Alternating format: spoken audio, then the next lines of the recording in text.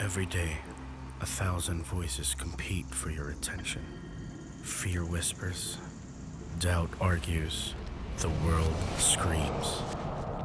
There even comes a moment when the noise gets so loud, it feels like they're winning.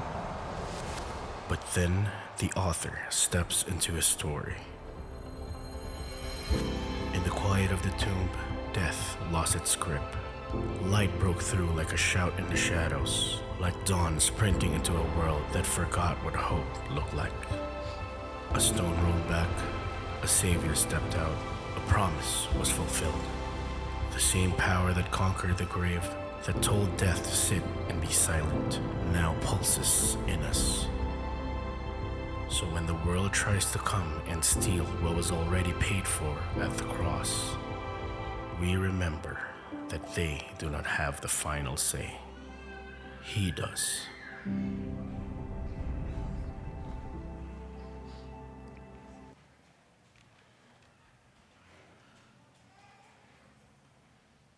That was encouraging. Morning, everyone. Morning. Welcome to our 11 a.m. Taglish service.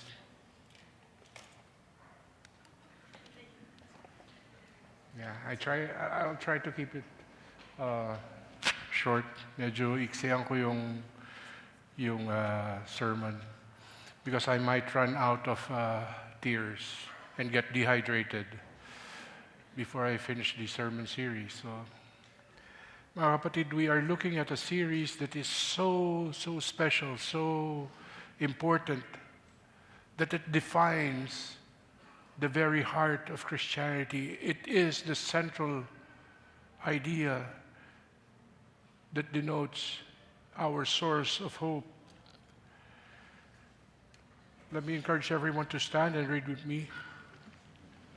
I will be reading from 1 Corinthians 15, verses 1 to 11, from the New International Version. If you have your Bibles, you can open up to that chapter. Or if you don't, please do not bring out your phone. We will be showing the scripture on screen.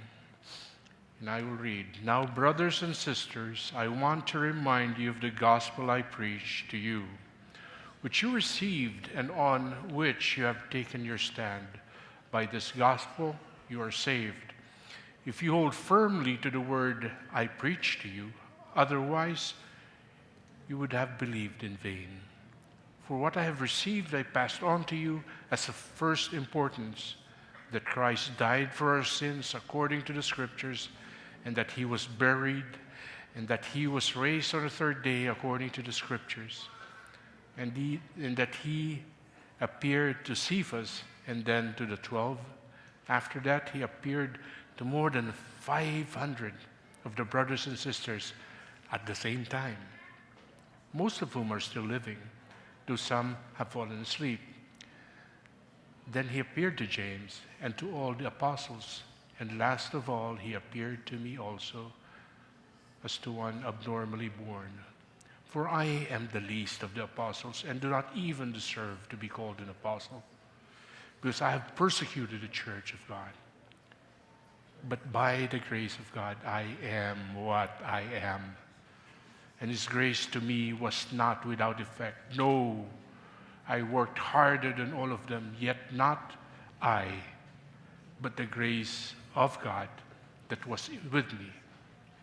Whether then it is I or they, this is what we preach, and this is what you believe. Blessed be the reading of the word. Lord, thank you for that empty tomb.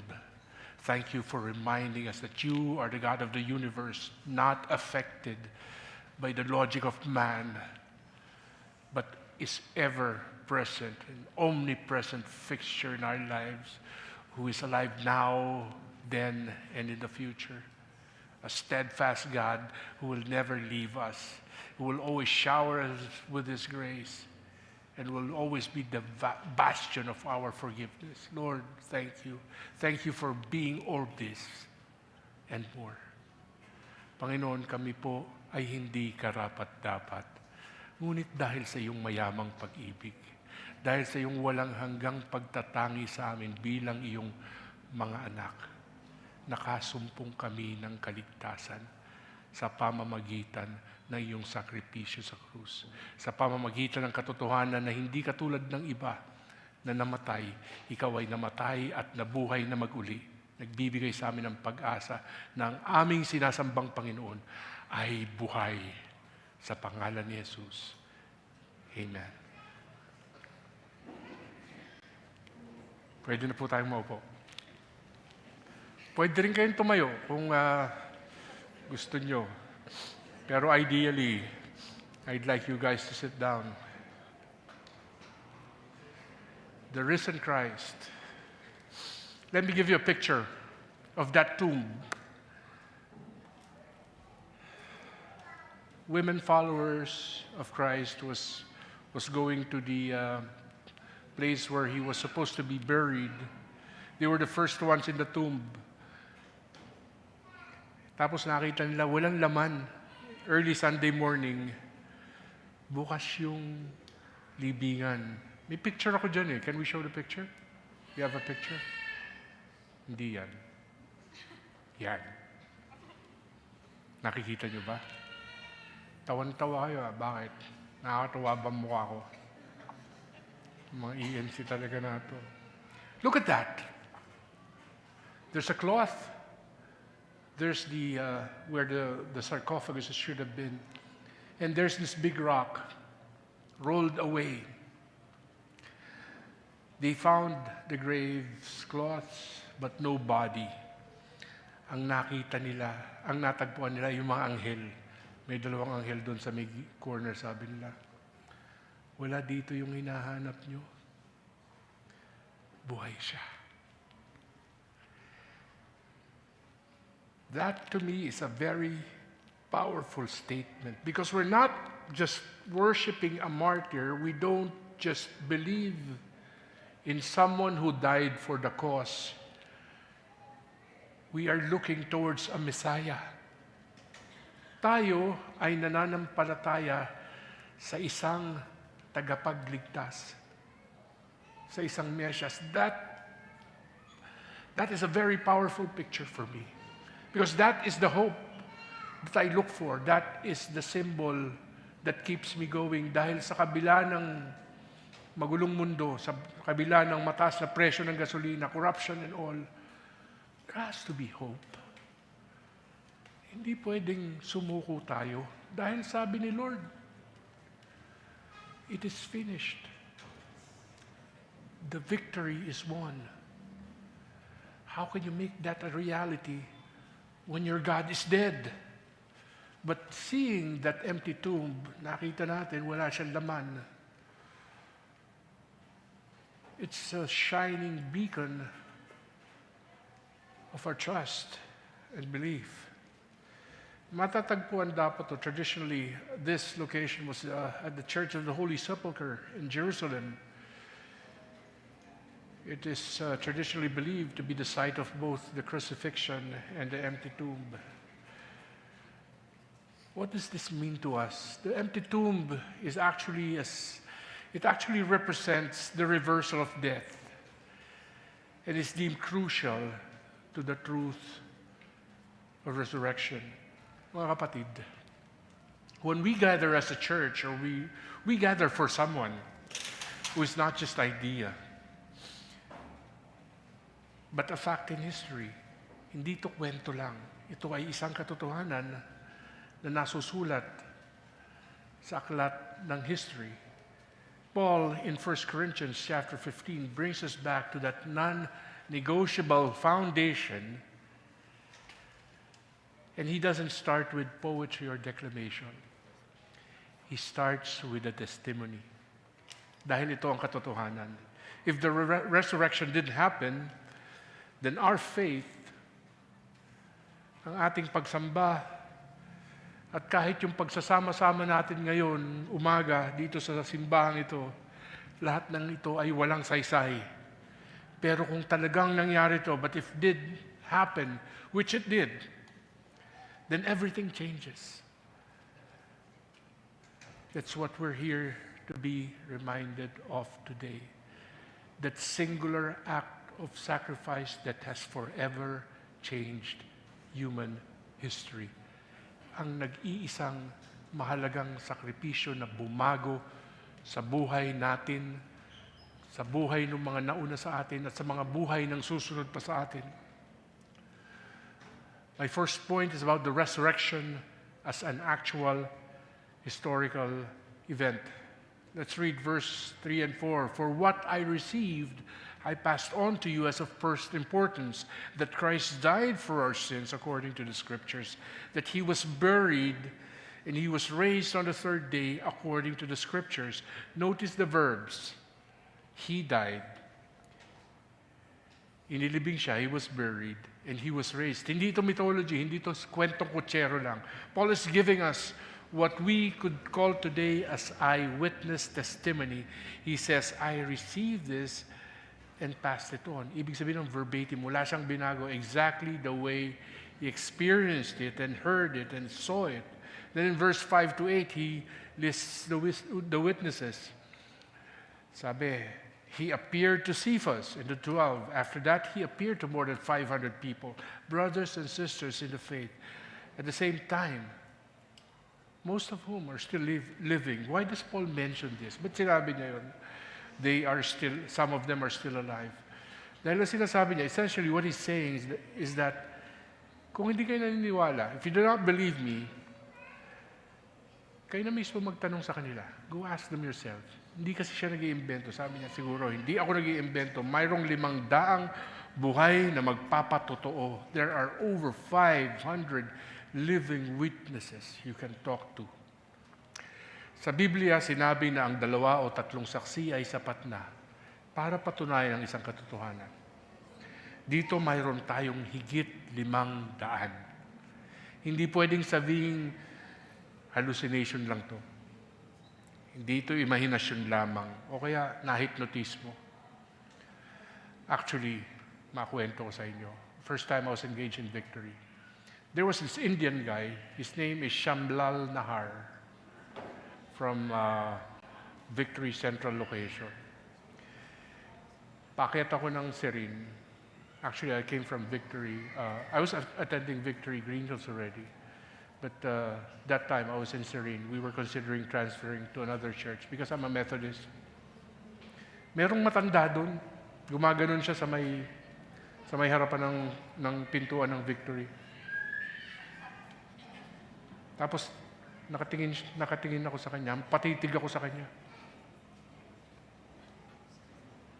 Napalapit ako. Unti-unti akong lumapit sa kanya. Hindi siya nagsasalita, nakatitig lang siya. Tapos, a few feet away, iniba niya yung tawag niya. Sunod lang ako. Tingnan ako. Pumasok ako sa Victory. No words. That time, iniisip ako, nahipnotismo ba ako nung matandang o what? But when I sat down in that chair, I was overwhelmed with the power of the Holy Spirit. I knew that I belonged to that church, to this church. I knew right there and then that God is calling me to serve here. In that singular instance. Kung alam niyo yung pusa, di ba, yun ang nagkakalaykay na swerte. Ako kinalaykay niya. Palapit ng palapit. Wala siyang sinabi. Kinalaykay lang niya akong ganun. Tapos tinapon niya ako papaloob. Wala siyang sinabi. That kind of thing. Hindi ako nahipnotismo. Tinawag ako ng Panginoon doon. Hindi ako nabudol. Dahil hindi naman siya humingi ng pera sa akin eh. Iba yata yung ginagamit kasi nilang pera. Kaya si Gresham, di ba? So let's be clear. The gospel is not built on wishful thinking. It is built on verifiable history. The tomb was empty. The risen Christ was seen. At dahil sa mga bagay na ito, totoo ang ating pinananampalatayahan at ang ating pananampalataya ay nakasandig o nakatayo sa matatag na pundasyon. And because of this is true, our faith stands on solid ground.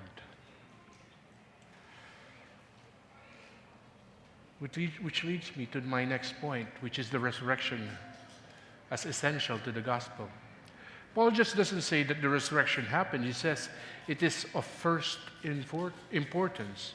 In verse 2, he says, "By this gospel you are saved, if you hold firmly to the word I preach to you, otherwise you have believed in vain." The resurrection is not an optional add-on. Hindi ito dagdag lang.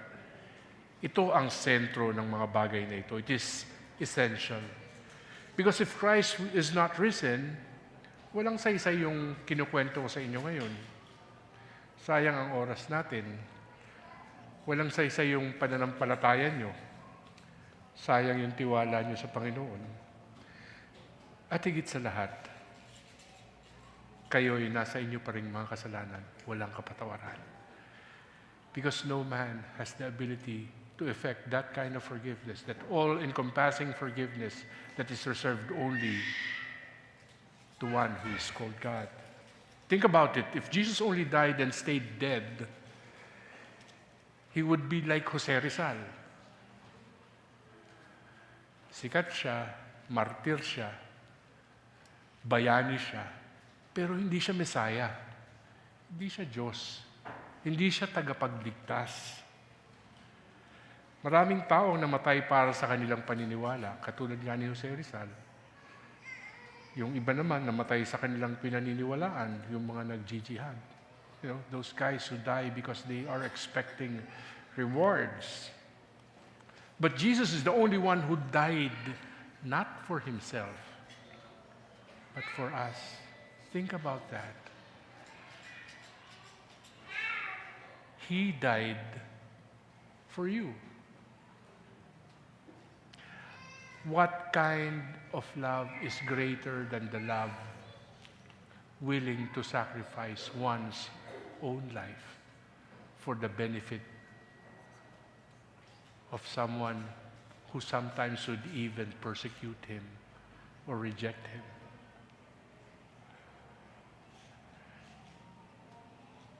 And that's not the end of it. He rose again. He rose to prove that the payment was fully accepted. The resurrection of God is a receipt, para tong isang resibo. When Jesus said, "It is finished," the Father answered him by raising him from the dead. That's why Paul's statement uses that phrase of first importance. Remove the resurrection, and you remove the gospel. Alisan natin ang pagkabuhay na mag-uli at walang saysay ang mabuting balita ng kaligtasan. Which leads me to the next point. Next point is how we experience a new reality. Now Paul shifts from history to experience. Look at verse 10. He looks at himself, a man who used to hunt down Christians, a man who calls himself the least of the apostles, and he says, "But by the grace of God I am what I am, and His grace to me was not without effect."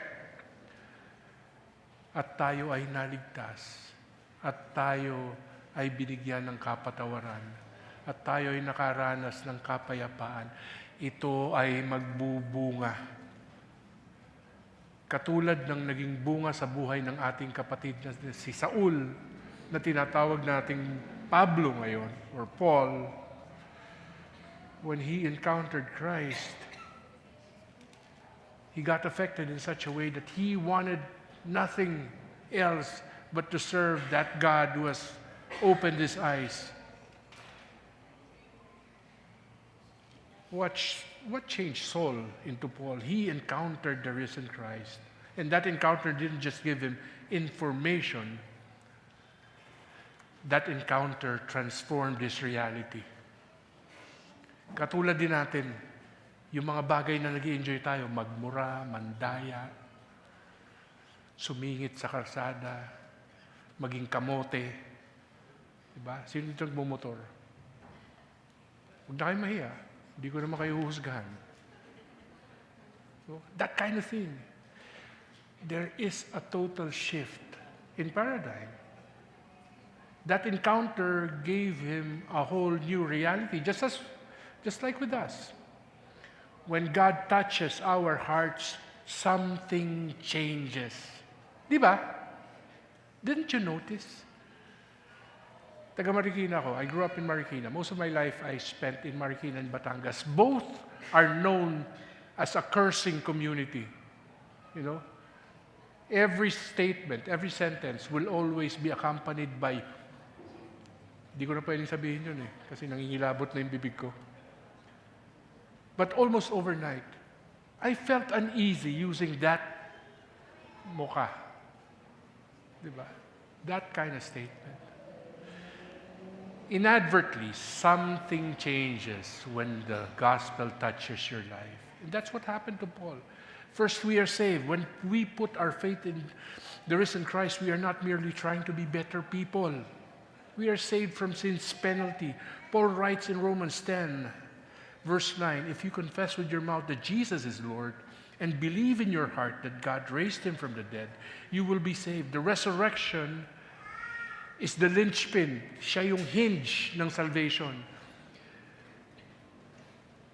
Siya yung essential para sa kaligtasan. Second, we are transformed. Look again at Paul. Hindi na siya yung mang-uusig ngayon. Siya na ang apostol ng grasya. Dati, ang mission niya yariin tayong lahat. Yung paghiwa-hiwalayin tayo. Ngayon ang buhay niya ay itatag yung simbahan. Labo, no? Parang 180 degrees. Hindi 360 kasi balik ka rin sa kasalanan. Yeah. Ito na tawag na slide, backslide. So it's 180 degrees, right? Balik tayo. Balik tuloy. Talikod tayo sa kasalanan, papunta tayo sa malinis at maliwanag na kinabukasan. The battle between holiness and sin is the resurrection, claiming victory over death. Dati, ang mission niya ay durugin tayo. Ngayon ang buhay niya ay nagbago. The same power that raised Jesus from the dead entered his life. Nung ikaw, kapatid, ay makasumpong ng kapayapaan, ng katotohanan na alam mo, kahit anong mangyari, kahit bukas kunin ka ni Lord, sa langit ka pupunta. Anong naramdaman mo? Anong naranasan mo? Naranasan mo rin ba ang kapangyarihan ng pagkabuhay na maguli? When you go and do Victory Day, there's a reason why we dunk you in that cold swimming pool. Di lang naman kami niluludlum namin kayo para mag-enjoy kaming nakitang nangangatog kayo sa ginaw. You know, we do that for a reason. It's symbolic. You die to sin and gets reborn, resurrected from your old sinful life into a life of holiness. Di ba? Sino dyan ako pag Victory Weekend na? Trying to make you laugh because this is a heavy thing for me. You know, I'll just break down and cry, continue to cry until my time ends. If I don't, break it into a little bit lighter moment, because I'm a sinful person. I was the one most least to be given importance by God, and yet I was saved, and yet that cross gave me a shot of how heaven will be when I die. So death to me is not something that I dread anymore. It is something I actually look forward to. Pero wag muna ngayon, di ba? Sayang naman, mag-preach pa ako. Pin-repair ko to, tapos tigok agad. Di ba? Napakalupit naman ng kapalaran ko if I just, prepared the sermon for a long time, thought about it, and then in the middle of it, I fall down to die. Pero Lord, kung kailangan mo ko, nandiyan ako sa iyo. Susunod ako, I will follow. I will follow. I will follow. Because you have given me something that the world will never, ever be able to provide. I want you to experience that as well. Dahil kung mararanasan nyo yun, maunawaan nyo kung bakit ako nagbe-breakdown when I see the cross, when I hear verses that define how great He is and how dirty I am. Kaya para sa inyong mga, ang feeling nyo, ako hindi na ako magbabago. Happy na ako dito magiging masama at salaula. Masyado nang malalim ang ugat ng kasalanan ko. Ang dumi-dumi ko na. The resurrection power is not just for the past, it is also for your present. The same Spirit who raised Christ lives in us. Ang banal na Espiritu ay nananahan sa bawat puso ng bawat isang naririto ngayon at nakakarinig sa Kanyang salita. The same Spirit who raised Christ lives in you, and He is able to transform what seems to be hopeless. Going back to the picture a while ago, the picture of the empty tomb, that's hope. Looking at our hearts before Christ, that's hopelessness. I hope you see the parallel. In verse 11, it says, whether then it is I or they, this is what we preach, and this is what you believed. Notice the unity. Hindi nag-aaway-aaway yung mga apostol. Hindi sila nagpapasiklaban. Mukhang gagamitin ko nga ito. Isa lang yung goal nila. Hindi sila nagmamagalingan. They all preach one message, the risen Christ, and that message is still the only message that saves. Hear me, the only message of salvation is the message of the gospel. The only King who can ever give us forgiveness that will be acceptable in heaven, that passport that will give us access to the immigration area, because He is risen, and we don't preach philosophy. We don't preach a political agenda. We preach a living person. Ang ating ipinapahayag ay isang buhay na Diyos na nagpakatao. And that person is alive even today. The person of Christ's humanity and His deity, and Him being a God, the Holy Spirit and the Father, all together in one substance, will continue to live now and forever. So the next question is, so what? Anong kahulugan ito sa atin ngayon? My brothers and sisters, sometimes we treat resurrection as if it was just a happy ending to an Easter story, right? Maganda, pero hindi naman ganun ka-relevant sa pangkasalukuyan at pang-araw-araw na buhay natin. Kasi matagal na yun, 2,000 years ago, right? But Paul is telling us, it is the beating heart of Christian life. If you're carrying guilt from your past, kung mayroon ka pang binibit-bit o pinapasan na mga dalahin sa iyong nakaraan, remember, the tomb is empty. The risen Christ looks at you. Parang face-to-face ka, tinititigan ka ni Jesus at sinasabi sa iyo, Anak,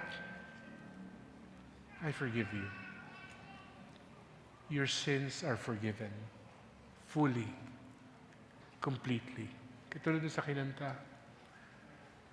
From a tainted life to a life that is like as white as snow. Isn't it beautiful? If you feel powerless, kung pakiramdam mo, wala kang kakayanan, trying hard pero laging nabibigo, tandaan mo, the same Spirit who raised Christ from the dead lives in you. Tigilan na natin yung masyado tayong proud at laging umaasa sa sarili na kaya ko to. Ako ito.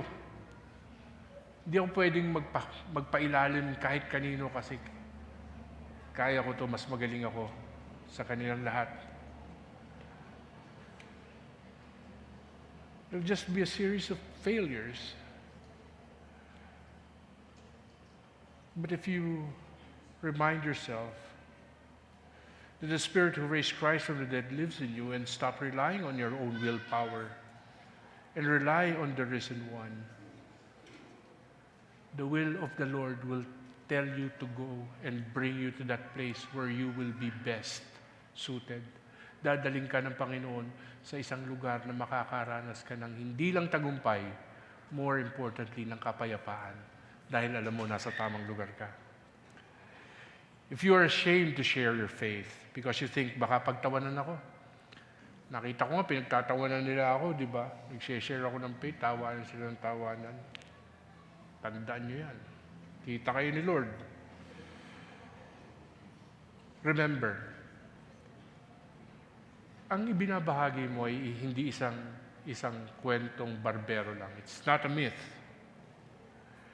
You are sharing a historical event witnessed by over 500 people. More importantly, experienced by billions of people who have subscribed to the Lord as their Lord and Savior.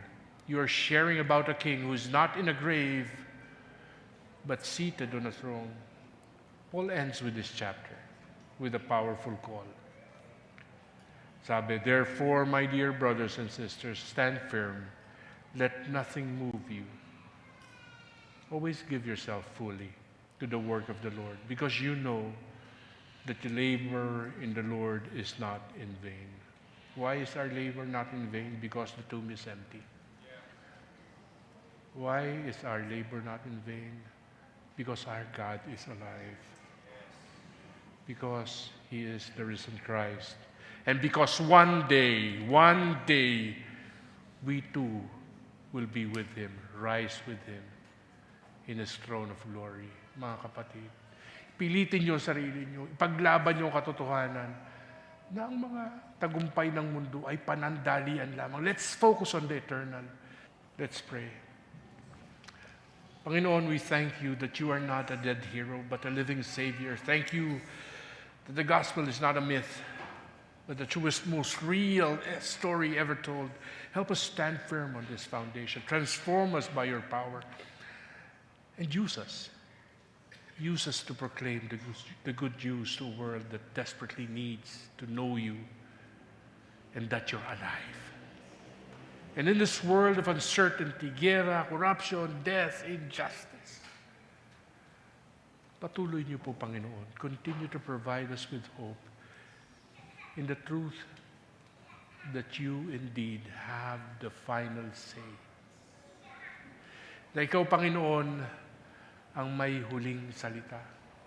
Na ang aming kinalalagyang sitwasyon ay panandalian lamang. At yung panandalian yun, ang iyong pagpapala at ang iyong pagtataguyod sa amin ay sapat.